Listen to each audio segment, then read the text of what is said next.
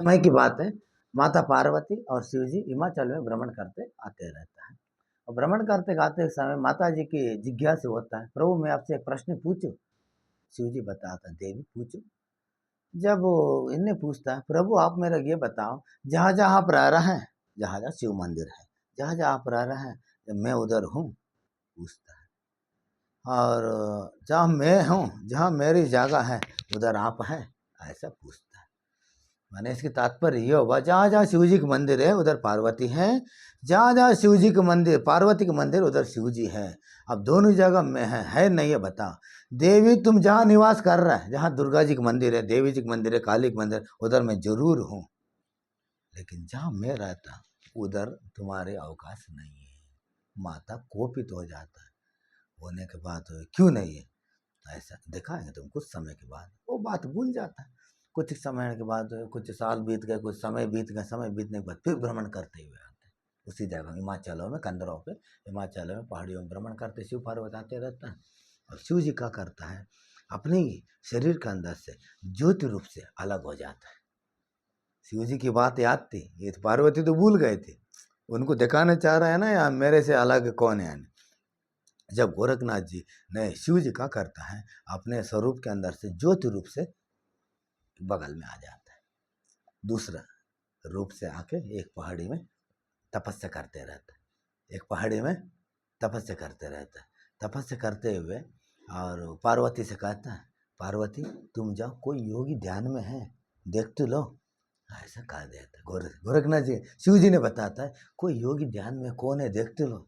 जब पार्वती जाता है और गोरखनाथ जी ऐसे ध्यान मुद्रा में बैठे रहता है, समाधि में, कोई हलचल नहीं, कोई आवाज़ नहीं, कोई कुछ भी आवाज़ नहीं, ऐसा ध्यान में रहता है। पार्वती सामने चले जाता है, मैं पार्वती आया हूँ, मैं खुश हो गया, का चाहे वार मांग लो, पार्वती कहता है। वो योग पुरुष थे, अभी गोरखनाथ नहीं हुआ, योग पुरुष से कहता है, मैं पार्वती आया हूँ, तुम्हारी जो इच्छा वर मांगो। आँख नहीं खोलते,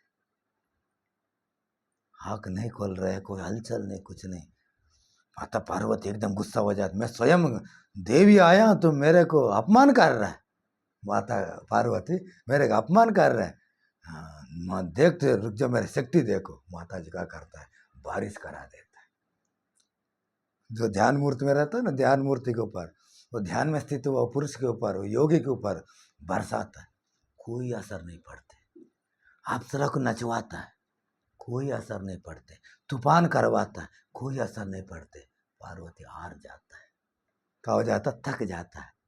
क्या हो जाता है, थक जाता है। जब उनने क्या करता है, प्रभु शिव जी के पास जाता है, ये प्रभु ये कौन है, मेरे से परा कौन है ये, मेरे प्रत्युत्तर नहीं दे, मैं साक्षात परमेश्वरी, परमेश्वरी जाके उन्हें प्रत्यक्ष करके वरदान मांग कर रही है, कोई उत्तर नहीं दे रही है, कौन है। जब शिव जी बताता, देवी एक दिन तुमने प्रश्न किया था ना, किया था ना, जहाँ तुम रह रहे उधर मैं नहीं हूँ, ये मेरी एक रूप, योग रूप है, इधर तुम्हारी शक्ति के प्रवेश उधर नहीं है, उधर योग में तुम्हारे कोई काम उधर नहीं रहते। जब उनने कहा करता है, वो योग में भी जानना चाह रहा हूँ, जब जानना चाह रहे तुम भी ऐसी बनना होगी, जब बनना होगा, जब माता पार्वती जब कर्ण संस्कार कराता, योग दीक्षा लेता है, जब उदयनाथ पार्वती होता है, कौन होता है, पार्वती नाम पड़ता है, योग दीक्षा लेने के बाद उदयनाथ पार्वती, उदयनाथ पार्वती नाम पड़ता है। ये हो गए गोरखनाथ जी का आने के रीजन। ठीक है, अभी कारण गोरखनाथ जी जन्म का था। अब गोरखनाथ जी के एक गांव में मचेंद्र नाथ जी भ्रमण करते हुए, मचेंद्र नाथ जी गोरखनाथ जी गुरु हैं, अब आगे पता हो जाए गुरु है। मचेंद्र नाथ जी भ्रमण करते हुए एक अभी निश्चित स्थान नहीं है, कोई बोलता है नेपाल है, कोई बोलता है दक्षिण भारत है, कोई बोलता है महाराष्ट्र है, कोई बोलता है असम है, कोई बोलता है बिहार है, कोई बोलता है नेपाल है, कोई निश्चित निश्चित स्थान ठोस नहीं है कहाँ गोरखनाथ जन्म हुआ। ठीक है, भ्रमण करते गांव में भिक्षा करने के लिए मचेंद्र नाथ जी निकलता है। निकलने के बाद भिक्षा करते करते करते किसी के घर पहुंच जाता है। उनके नाम है, एक महिला के नाम रहता है सरस्वती। का नाम है, सरस्वती। उन्हें जब से शादी हुआ रहता है, जब से संतान संतान की योग्य नहीं रहते, संतान नहीं रहते, बहुत दुखी रहता है। जैसे मच्छिंद्रनाथ गेट के सामने, दरवाजे के सामने खड़ा होकर खटखट आता है, आज बहुत ही भिक्षान देही, क्या बोलता है, बहुत ही भिक्षान देही। वो माई बेचारी दीन दरिद्रों के कितनी बाबा दिया, महात्मा है, उनको सब भोजन दिया रहता है। मेरे संतान, मेरे कोख में एक आध वो बच्चा भी नहीं है, देव। बहुत से लोग बोल बोल हताश हुआ रहता है। जब बताता है प्रभु, कहता है ए भाले, उससे कहता सरस्वती, हे भाले क्यों तुम दुखी हो। प्रभु मैं क्या बताऊँ, आप अंतर्यामी सब जान रहे हैं, मेरे पास संतान नहीं है, चिंता मत करो, संतान है तो क्या करता। लो ये एक चुटकी विभूति देता है, एक चुटकी विभूति देता है, इसको तुम सेवन कर लेना, तुम्हारे अंदर शिवरूपी, शिव अवतारी जन्म होगी। ऐसा बोल के चले जाता। मैं 12 साल के बाद आऊँगा, मैं करूँगा, ले मैं देखूँगा, ऐसा करके चले जाता, लेके जाएंगे, सब चले जाता है। नारायण फिर क्या हुआ, बोलने के बाद जैसा हुआ, तुम भाईचारे काम जानता ही है। वो अरिया में धर दिया, अरिया में धर दी, बाद में खा लो, वो भूल गए। क्या कर दिया, वो भूल गए।